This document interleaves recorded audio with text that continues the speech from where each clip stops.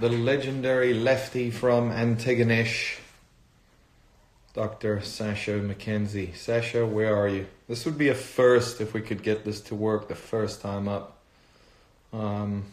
Costanza, top of the morning, well, afternoon for you. Sergio, hello.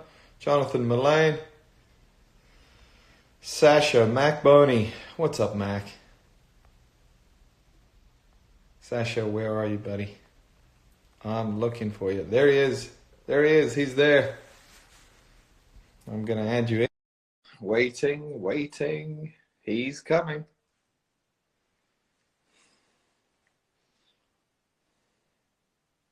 Felipe. What's up, Felipe?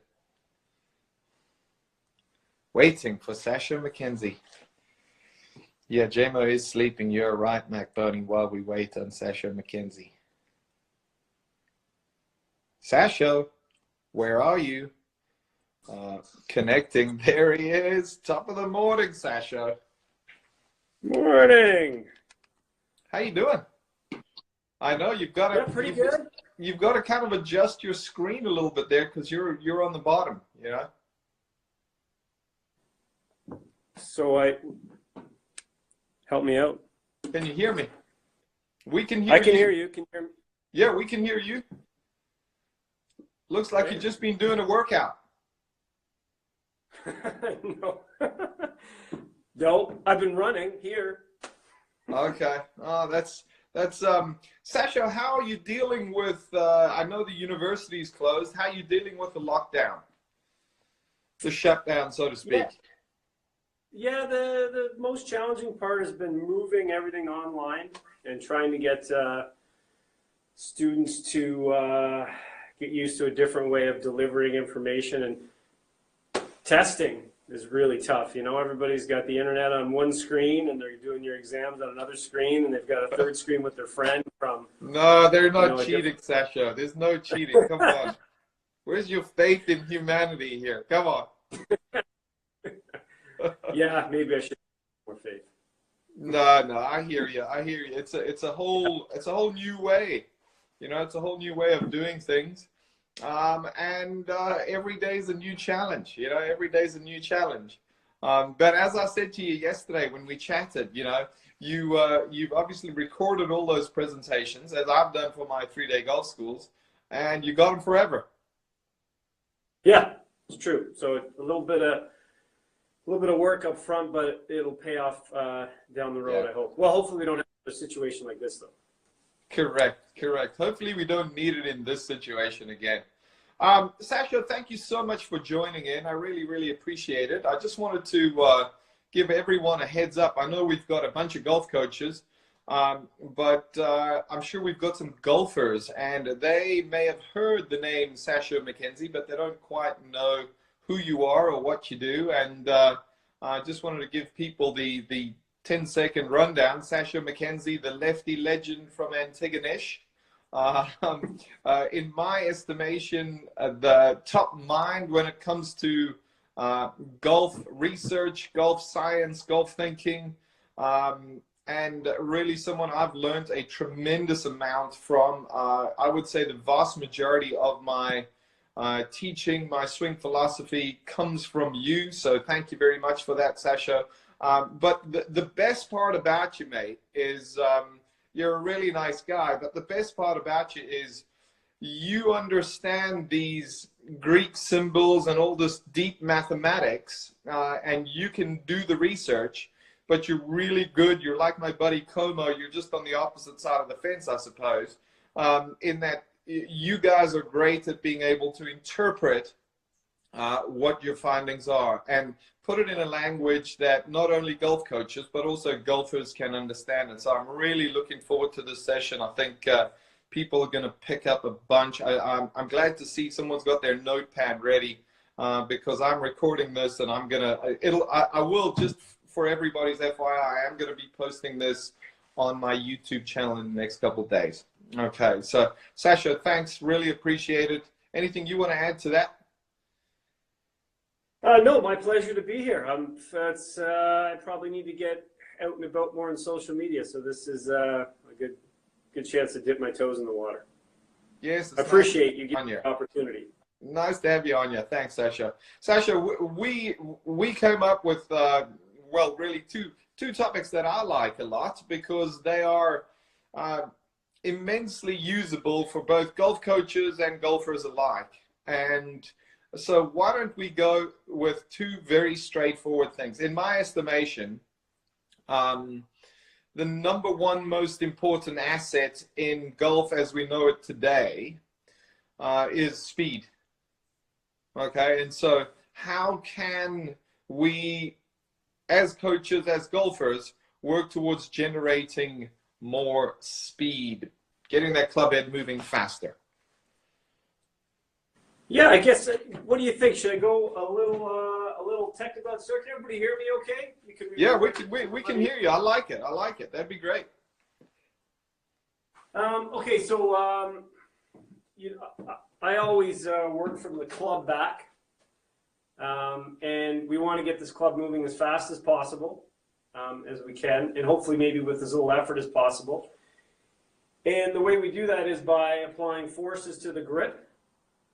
And there's some, pretty simple physics that say, hey, the greater distance that we can apply force to this grip, the more potential there is for me to get it moving faster, this club moving faster. And the bigger angle that I can apply torque through, the more potential I have to add speed. So when I look at someone's swing, I'm actually looking at how they're moving the club first. I might watch, okay, how big is their hand path? So just to give an example, I have a lot of people, I'm in the lab right now, that come in between the ages of 45 and 70 to do testing.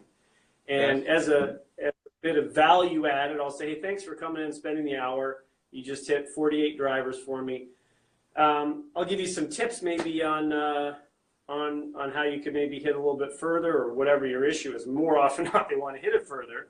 Yes. And a big thing I see is a lot of guys, not everybody, but a lot of those older gentlemen and ladies actually in particular find a lot of fairways. So I do a strokes gain calculation. That's how I compare clubs. So, hey, did you play better with this driver or that driver? I do a strokes gain calculation. And I can see how much of your strokes gain came from your distance versus your dispersion. Some of these guys aren't missing fairways, but they're carrying at 170 yards. And they've got their lead heel planted on the ground or in the swing, and their club's not getting anywhere past here with the driver. Yeah. So the first thing I'll say is, hey, you know what? See if you can actually free up that lower body. Maybe get that lead heel a little bit off the ground so we can get those hands a little bit higher. The more we can increase the distance that grip is traveling, the more potential we have for speed. So to me, I think that's for the vast majority of golfers out there. That's the first thing I would look at. Are you moving the club through a big enough range of motion? Okay. And Sasha, just to clarify, you used the term, are you moving the club? Are you referring to the club head or the club handle or the club? Yeah, both. But in particular, what's more important is the handle. So if I have the option of being in this position, okay, correct, or this position, I'm taking this one, but because I've moved the handle, okay? Okay. But you notice how the club is also rotating? It's changing. This would be, vertical, and now it's getting closer to horizontal. Well, I'm going to see not much more benefit if I'm kind of like a J.B. Holmes in this position. I'm not going to see much more benefit from the average golfer if they go to here. I gotcha. Okay. So I'm not going to really increase my club head speed much for the average person, but I'll probably increase my dispersion a bit more. Now, there are some folks out there, some very talented individuals, some very high-level athletes, probably a lot of guys in the PGA Tour, definitely every long driver who can kind of get into this position from here, and they will be able to use that. Most of us, especially, the 20 handicappers, if you have them in this position, they'll immediately throw it out and then start their downswing anyway. Okay. Gotcha. So Gotcha. So it really is. So more specifically, you are talking hand travel, kind of hand path travel. Gotcha. That's right. And people can relate to this. If you're hitting, distance wedges, if you're going 30 yards, 50 yards, 70 yards, what you end up doing is moving your hands a bit further, right? There's my 30-yard pitch. Yeah. There's my 50-yard. There's my 70-yard pitch. Okay. That's, especially if you're doing the, kind of a dead hands wedge shot where you don't want to add a lot of risk. And certainly for those, I know you would advocate, we don't want to be playing around with a lot of wrist angle if we're trying to hit pitches off tight lies, right? You want to see you want to have that powered by body rotation. Correct. But that's moving the handle further. Yes. Right? So I'm rotating the body a bit more to get that handle to go further, rather than, hey, I'm going to hit all my pitch shots with my hands back here and just increase risk off. Gotcha. Right. And I guess the other big topic, I know we only have an hour here and I don't want to get into the weeds with math, but yeah, no, I won't, is the biggest one is what's the average force you're applying to the grip? And that seems obvious. If you're going to try to push a car to get it, a car is stalled out and you got to push it off the side of the street. You're trying to, maybe it's a manual and you're trying to jump start it. You want to get it going as fast as possible. You're going to want to push on it longer, right? Over a longer distance, that's going to get it going faster. But the obvious one is you could also push on it with more force over that distance. And so obviously I could take my hands back to the same position here, but I could generate very different levels of club head speed if I apply less force or more force to the handle. Yes. And that's where I would, put a lot of that applying more force comes in with the sequencing of the golfer's movements. So I'm a big proponent of fundamental biomechanical principles, and we want to get the bigger muscles active first. We want to get the more distal segments active first, so lower body, upper body, arms, and then club. It doesn't have to be perfect.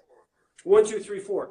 Yeah. And some people will look at good players and say, a Jason Day doesn't go 1, 2, 3, 4, right? The arms are peaking before the torso in terms of how fast their velocities are, right? Where is that peak motion? But they're very close. Yeah. And probably more important is how did they transition? So, and how off were those transitions? So, I really like to see, if I want to have a higher average force into the grip, I really want to see, as that swing's finishing, I want to see that lower body already starting to turn, right? I want to see some stretch across these muscles. Yes. Right? So that I don't know if you can see my pelvis very well, but, I'm still kind of, my torso's still rotating back. My lower body's already starting to go. I love to see the upper body turn into the lead arm, right? Okay. Get that little stretch across these muscles. Then to me, you also have stretches happening in the trail shoulder, right? A lot of good golfers, I've got a terrible injury deal there, but oh my. Yeah. That's a whole other incident. Enough.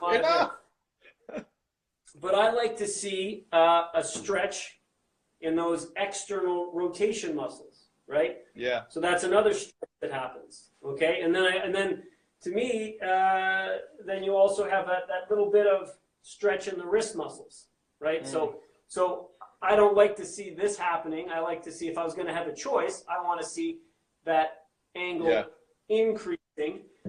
And you don't need to have those all perfect. If you're trying to be a long drive guy or gal, it helps to have them as close to perfect as possible.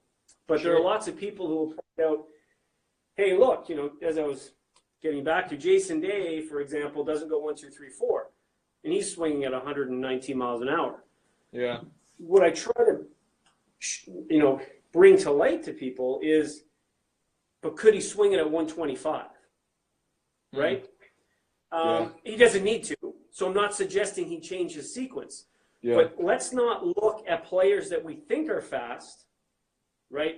And allow that to supersede biomechanical principles and say, well, that's the way to do it. John Rahm has a really short hand path travel.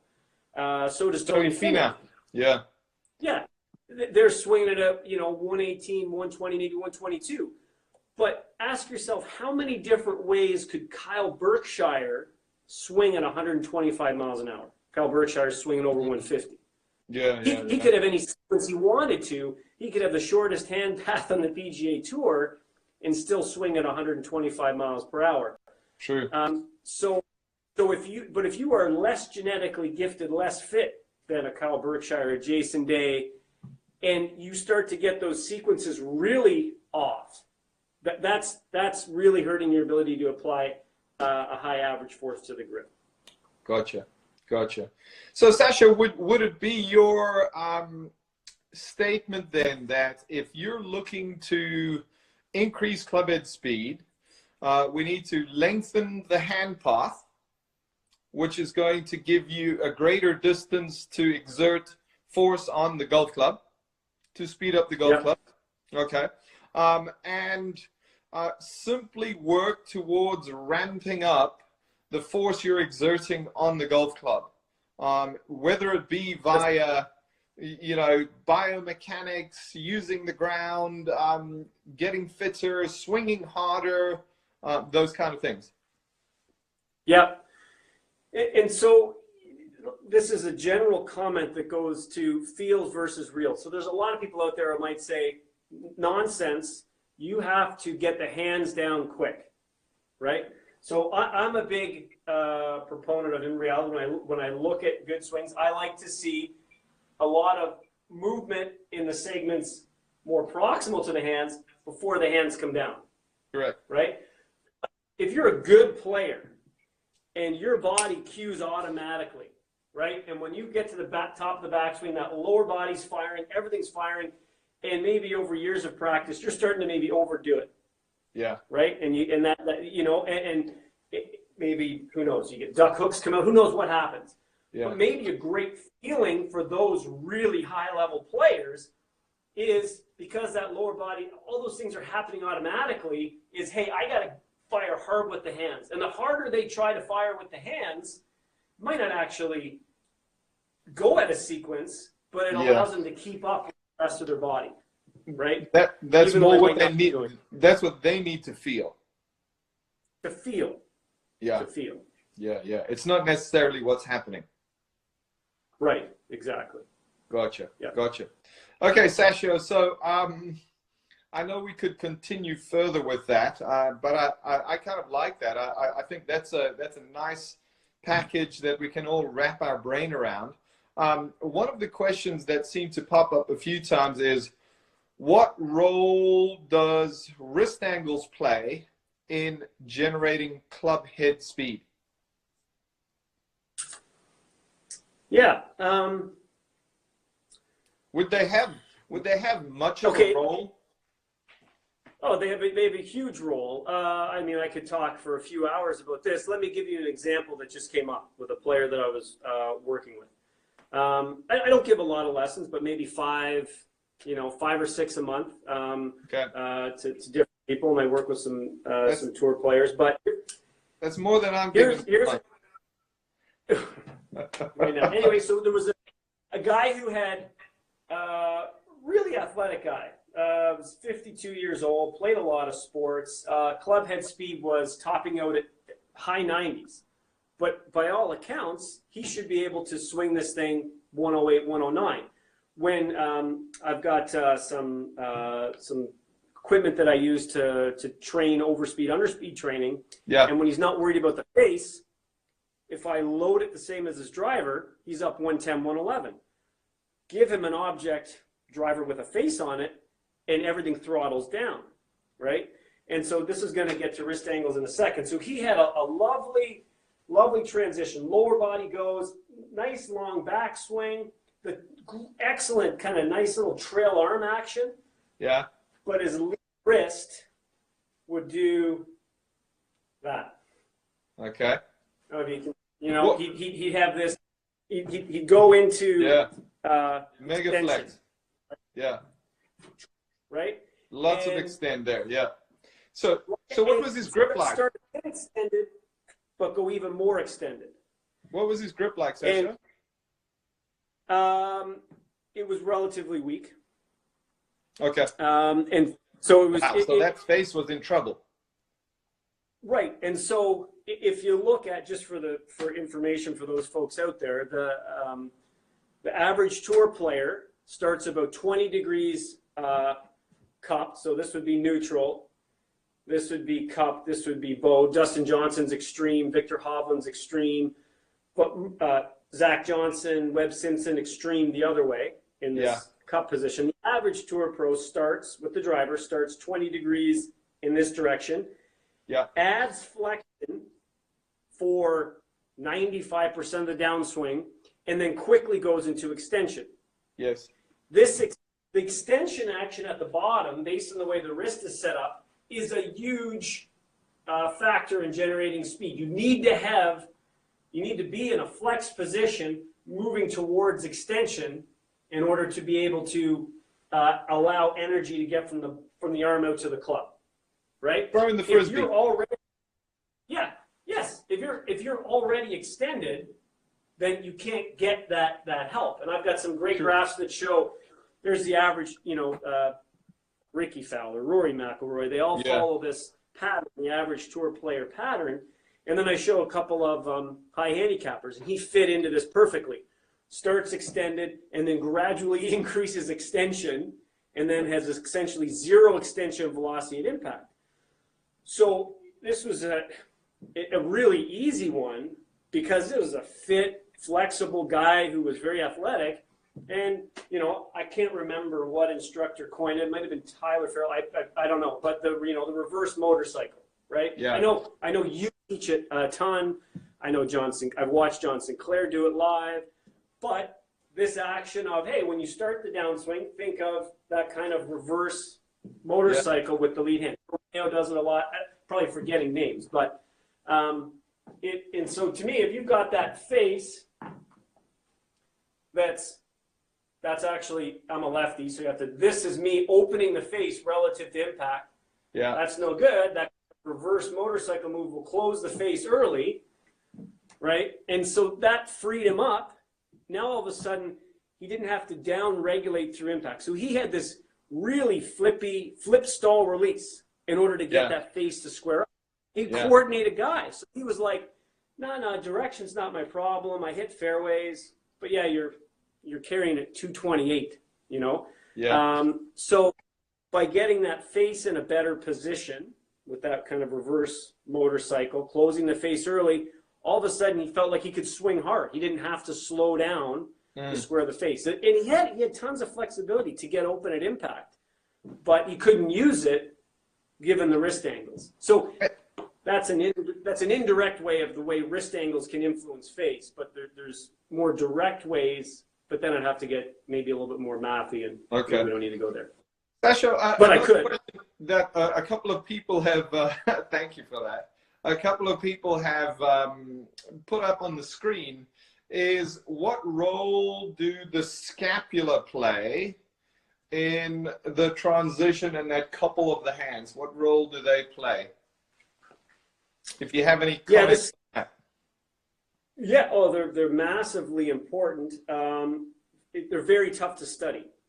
To my knowledge, Dr. Kwan, Young Kwan, Texas Women's University, has done a lot of great stuff in the golf industry. He's the only one that's really even tried, to my knowledge, to track their motion. But it's tough because the skin moves independently of what's going on with the bones. So any of my comments aren't coming from hey, I know what the data says. It's more from I can feel it and I can see it and I get a sense. But they're just the way I look at them, they're another joint that allows a stretch, that allows things to happen in sequence. So when I talked about turning into that lead arm, that's a lot of stretch that's happening in my scapula, right? Those rhomboids, the trapezius, that's where a lot of that stretch is happening. is that degrees of freedom that we get from the scapular motion. In the trail side, the specific question was, what's the scapula do for transition? And was it repeat the question, Andrew? The couple. Yeah, I mean, nothing direct. It's kind of, you might as well ask what's happening, how the ankles are affecting it. I mean, the motion of the scapula is going to influence the motion of the hand pushing and pulling on the club. So, you know, yeah, if I retract and protract my scapula, that's going to change this coupling action of my hands pushing and pulling on the club. Yeah. You know, in transition, a lot of the motion you see is probably with the actual muscles in the wrists. You know, yeah. like guys that weighted movements like a John Rahm or a Brooks Koepka. I guess a guy like Tommy Fleetwood might be a guy with an iron. You know, he's got that very distinct. There's a great iron shot. If you go on Bob Grissett's webpage, he's got a great down the line of. You can see this shaft really traveling like that with Tommy Fleetwood in transition, and you can kind of link it up with that kind of external rotation at the shoulder, and that's also going to be some motion at the scapula. That's a bit of a stretch, but that's how I would answer that question. Okay, thank you. Sasho, shall we talk about the second most important thing in golf, which to me is being able to control the club face. Once you've got speed, once you can hit it far enough, you need to keep it on the golf course. And, you know, I gave my son Jameson a lesson the other day out in the back fairway here. And he swings the driver in the 120s, but he's what I call a two-sleeve golfer. He loses 2 sleeves per round.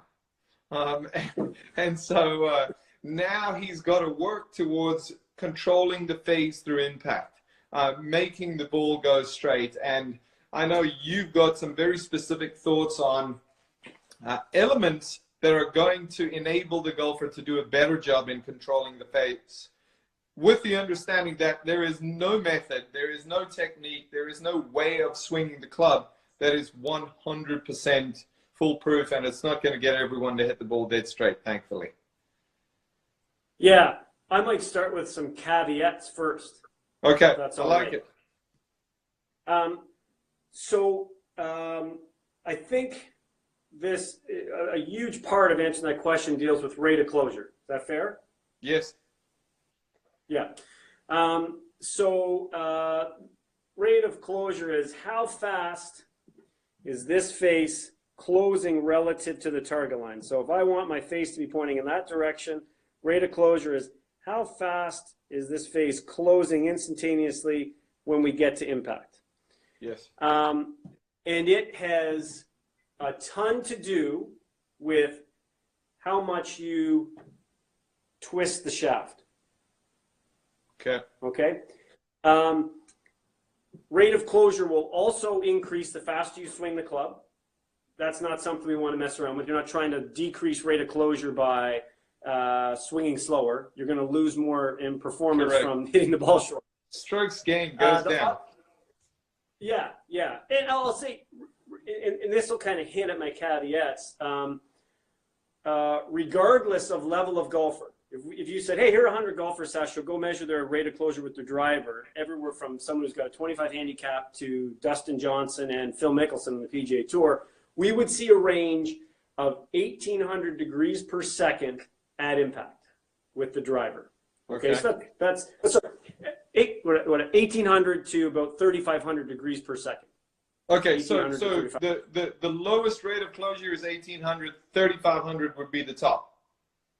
Yeah, and maybe there's someone at 17, maybe there's someone at 38, but that's going to cover. Right. And that's regardless of the level of golfers. Okay. And so where does that variability come from? Why are some people at 1,800? Why are some people that high? There's speed. So all else equal, the faster you swing, the higher the rate of closure. Okay. The other one is swing plane. So if I had a perfectly vertical swing plane, like a Ferris wheel, that would reduce my rate of closure. The flatter my swing is, right? So if I have a more horizontal swing plane, the Yes. higher my rate of closure. Okay. That's also a knob that you shouldn't bother playing with, because Well if you're said. trying to adjust your rate of closure by altering your swing plane, you're going to cause lots of other issues that you're probably better off leaving alone. Yes. And ironically, I would say with the driver, most high handicappers already have a 2 vertical swing plane. Fair? I would say so with all clubs. Yeah. Yeah. So you don't want to make it more vertical to reduce your rate of closure. Yeah. So we got speed. The plane that you're swinging the club on will influence rate of closure. Steeper, less rate of closure. Flatter, more rate of closure. But you don't want to touch that. The third one is how much you are twisting the shaft. Okay. That is going to account for the vast majority of variability in rate of closure. Okay. Players who have a stronger grip on the club are going to be more open at impact, and they're going to have a lower rate of closure. They're going to twist the shaft less. So if you can think of maybe a Matt Wolf, I'm thinking of players who are Jim Furyk, Matt Wolf, someone who's really open, Zach Johnson, someone who's got a really strong face. They'll have a lower rate of closure because they're twisting the shaft less. Gotcha.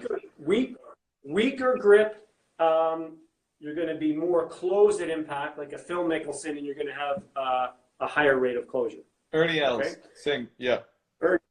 Ernie Els. And in general, it's really, you want to say, let's reduce this shaft twisting. Surely, if this thing is whipping really fast at impact, it's going to be tougher to time up.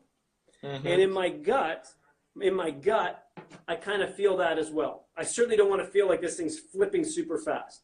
Yes. But there is currently very little evidence to suggest, Ping's got some huge databases, I've done lots of research.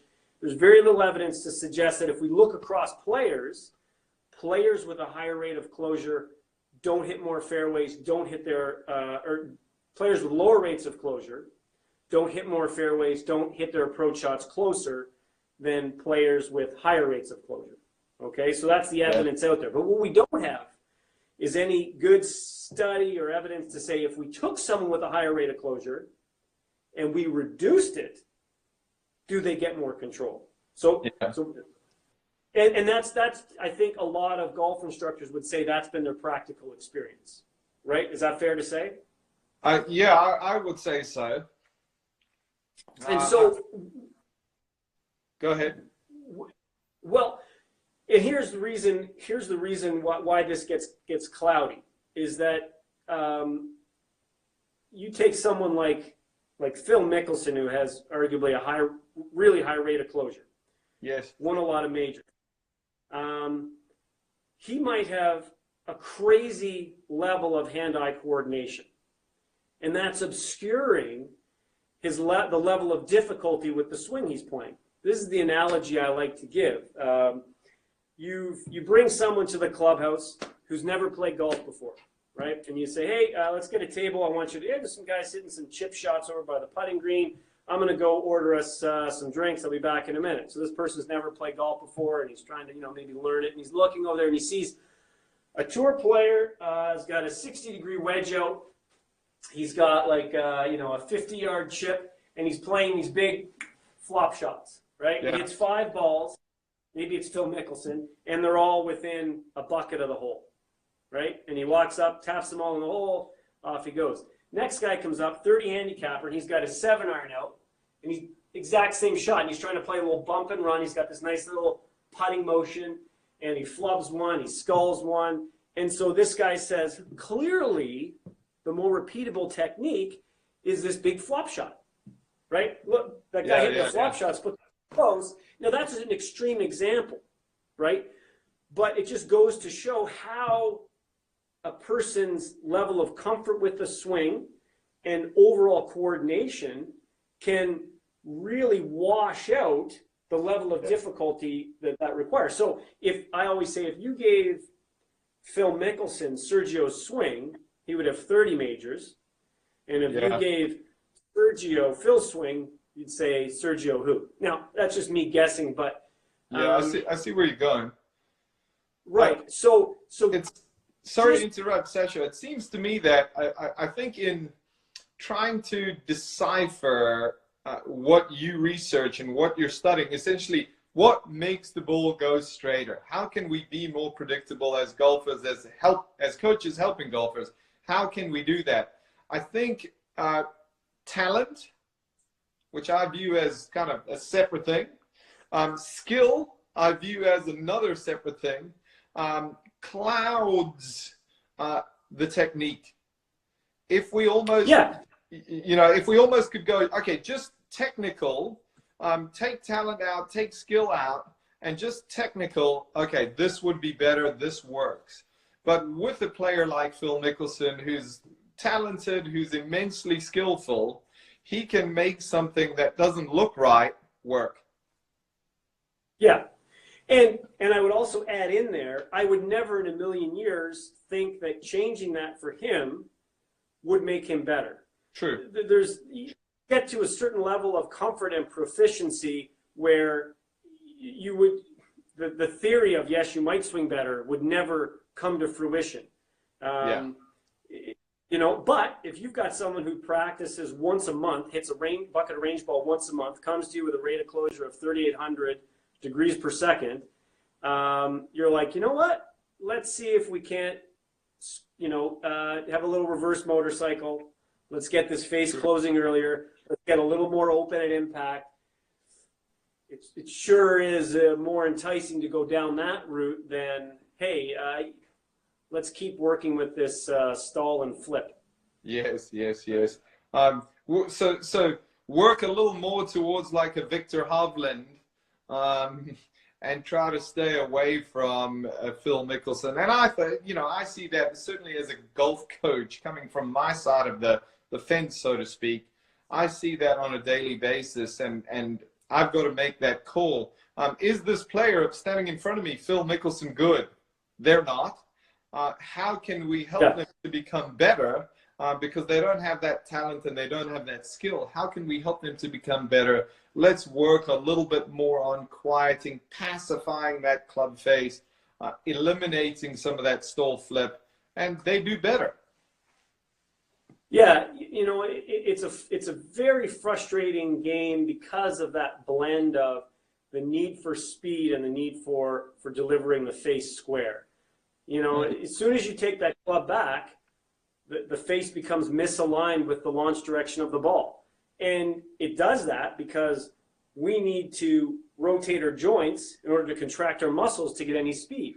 And that means the face gets more and more open as the backswing progresses.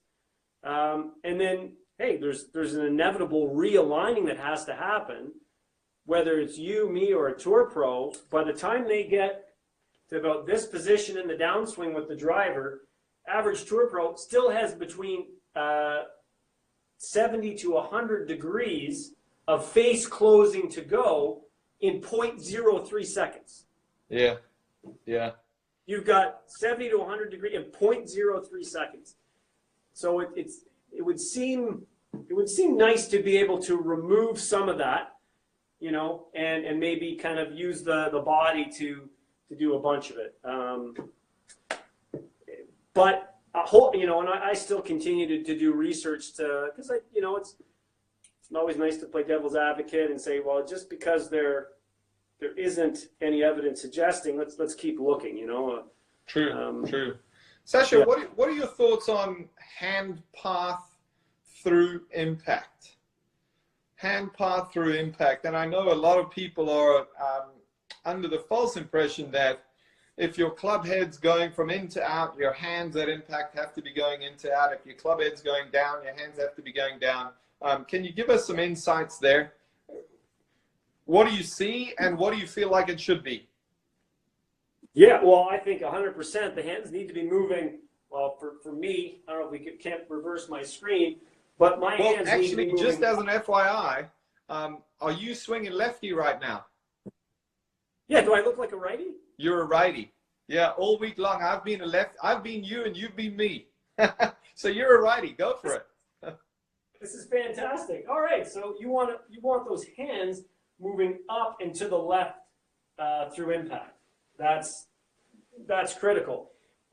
If, let's say you do get into a scenario where I'm with the driver, and geez, I just would do anything to have the path going in to out, right? Yes.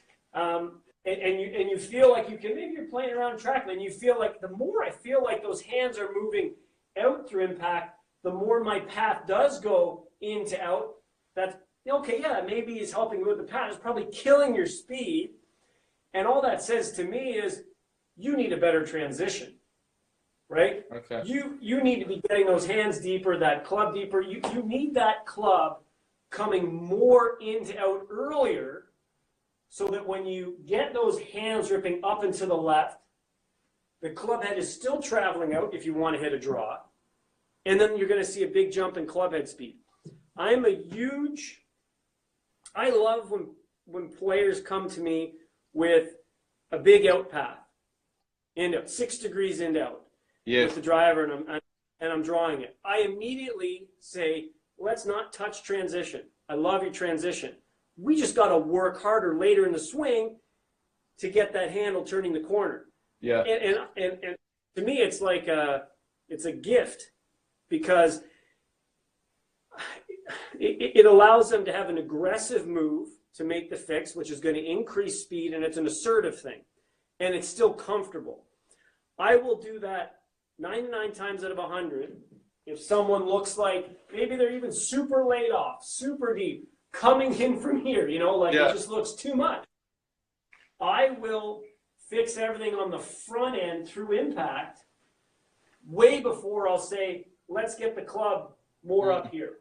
Yeah, yeah. And we'll manage it through impact. Screw manage it. I want you ripping that thing as hard up and to the left as you can. That's a very comfortable feeling for a good player. And knowing that no matter how hard I try to rip up and to the left, I'm never going to get my path actually going really, really far left. Yeah. Right? Yeah. And so then they get, I love getting players into the position where, okay, to me, this is where I, kind of stems from watching Sergio a long time ago, where he would look like he is trying to pull this handle as hard as he can up and to the left, and he'd get this little baby fade. The face is like 1 degree open, the path is like a half a degree to the left. And then if he had to hit a draw, he would just kind of ease off on it a little bit. He's not trying to flip the face. Yeah. He just kind of ease up. So if you're not pulling as hard up and to the left, this will have a combined effect of the path will go a little bit more in out. So maybe he's 1 left, and then he just kind of eases up a bit in that hard left. Now the path is going to go maybe 1 or 2 out. The face is going to be a little bit more closed, and there's your draw. I much prefer that than saying, let's change the position the club is in the backswing so that you don't have to apply those hard forces up and to the left. That's my kind of preference. And Sasho, just talking from, once again, the golf coach perspective, there are a lot of people that I encounter who, they get that shaft vertical coming down. They're steep, they're over the top, they're 8 out to in, and they're a slicer. I'm going to initially, and Chuck Cook always preaches this, I'm going to do everything I can to work that club and the arms down in there. And if their hand path, their handle is traveling out through impact, and not working back around the corner, that's okay. I want them to spend a few months learning how to generate some power, learning how to hit some draws, and then have them come back and say, Andrew, I'm blocking it and hooking it. That's a good thing. Now we can start. Right. Right. And exactly. We're of the same mindset. Then you can do aggressive things, right, that are going to add speed. I don't like making changes that involve control or manipulation or throttling down.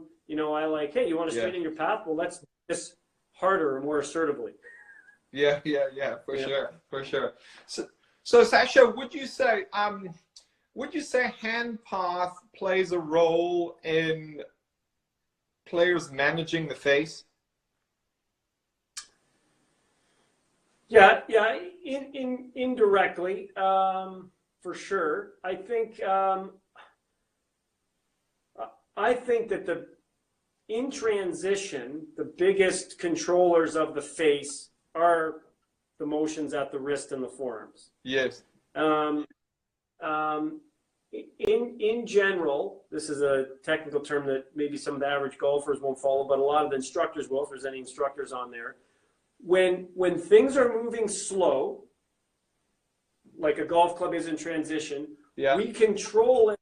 We control that motion with opposite directed forces with our hands. When we eat with a spoon or a fork, I usually have a pen here. When I'm manipulating this pen and moving it around, or I'm eating with a spoon or a fork, or I'm applying equal and opposite forces to some degree. There's maybe some left over, but my finger and my thumb are applying forces in opposite directions. When things are moving slow, we do that. So when you see club faces changing, club pitches changing, that's me applying opposite forces, usually could be within the hand or between the hands. When things get moving fast, then it becomes more of the direction that my overall hands are moving the grip. So in this, down near the bottom, I'm going to control the club face in transition with these kind of movements in my hand, more so, right? I'm controlling the club face with these movements in the hand. When it's moving slow, when it moves fast, that's where I'm not adding speed at the bottom doing this or this with the hands. I'm adding speed at the bottom by pulling hard on the grip. That overall force that I'm applying, that's how I manipulate things when things are moving fast. When things are moving slow, we do it with our smaller muscles. The smaller muscles, the wrists. That's how we control things when they're moving slow. When they get moving really fast, we tend to, it's what's that overall force we're applying to it. I know I kind of danced around your question there, but. No, that's okay. That's okay. You're good at that. You're good at dodging my questions. I have tough questions. So I know where you're going with that. If I want to, let's say I want to have a little bit of this motion in transition. Okay. Right? Well, could I apply a bit of a force? If I apply a force in that direction on the shaft, that will cause it to lay down. Yes. Right? In fact, if I don't even do anything, if I just keep my hand here, right, it's going to want to do that, and that's the force. But I can really override that with my hand. So I can move my hand out. Yeah, if I rip my hand across the screen this way, that's what's going to want to happen with the club. No doubt about it. But I can do that and override it really easily when things are moving slow with this kind of wrist muscle coupling action in my hands. Yes. So, yeah. Gotcha. No. Slower is more wrists and hands, forearms. At full speed, we lose some of that ability. Our wrist muscles can't keep up, and they're not strong enough. Down near the bottom, you're swinging 120.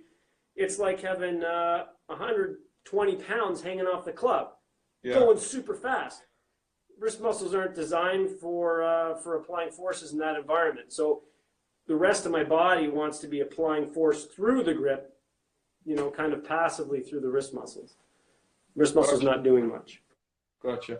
I think if you look at players like guys that have very distinct shaft movements in transition, like John Rahm, Brooks Koepka, I can see it. I can just see they're doing Nick Price, these really highly coordinated movements with their forearm and wrist muscles.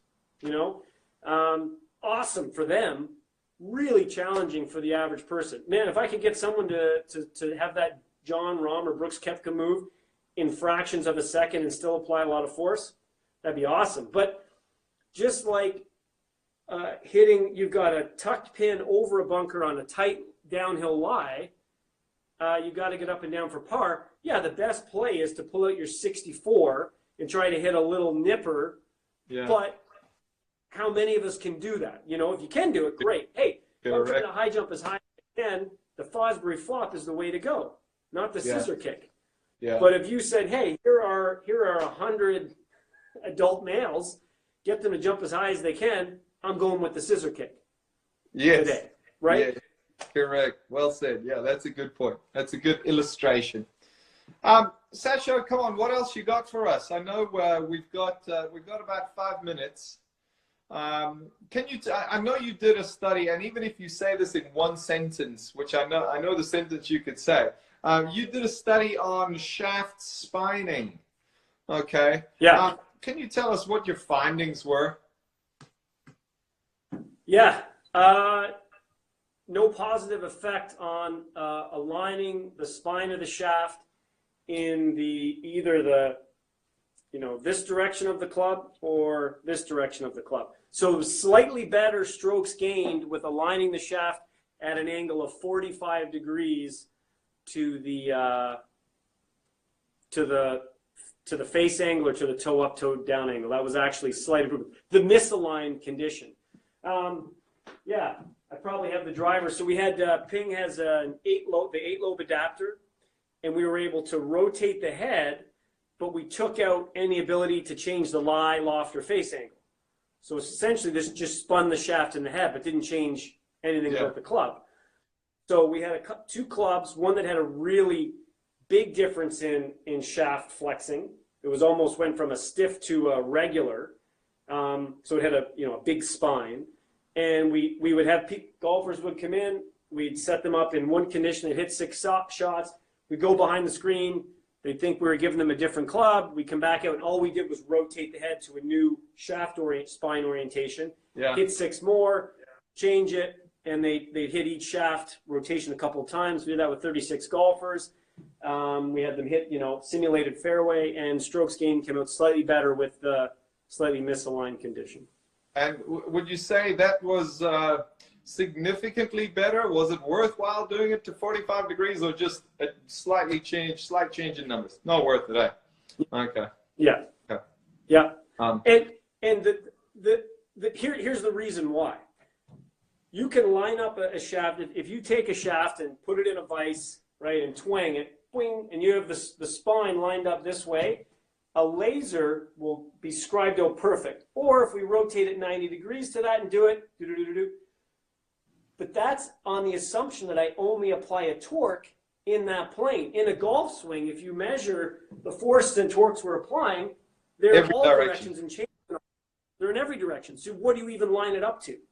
Yeah. Right? There might be somebody might come along with some crazy theory where they actually measure Andrew Rice's swing, and hey, if we perfectly align the spine to this, but that's not even really possible because you're changing the direction you're applying that torque throughout the entire swing. So save your money on the spining sticker. I like it. It's good stuff. Hey, Sasho, I know that we could go on all day doing this. I really, really appreciate your passion. I appreciate just your mind, your insight. Thank you so much for sharing. Really, really cool. I've got one more very important question for you. If hopefully later in the year I travel to Canada, okay, and I'm looking for an exceptionally well-chilled beer, which flavor should I choose? I would say I'd sooner a schooner. It's a schooner. Yeah, I'll have one chilled for you. I'll have to note that. I love it. Sasho, thanks, man. Stay safe. I know you're kind of up there in almost the middle of nowhere. The good weather is coming. Hang in there. We're going to get through it. As I like to say, be nice to your wife. She's putting up with a lot having you at home all day, and the kids. Yeah. Well, we were like 6 days into quarantine before we realized we were in quarantine, Nanniganish. So. Okay. Okay. I hear you. It's kind of normal for the winter up there. Yeah, exactly. Yeah. Sasho, thanks, man. Be safe, and really appreciate you, man. Cheers, All right. Thanks, Andrew. Cheers.